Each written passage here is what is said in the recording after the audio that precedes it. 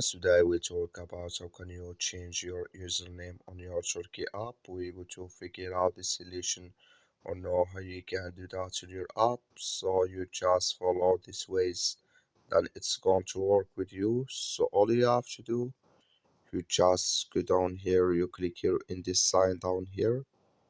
So then it's going to take you to your profile. It's going to show for you like this here.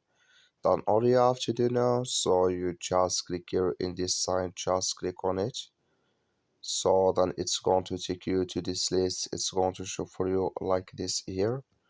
So then you click here on username here, just click on it.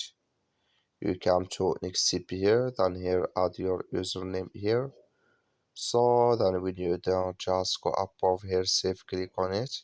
Then it's going to save with you here on your Turkey app. So that's all you have to do. Thank you for watching. Don't forget to support us by like and subscribe.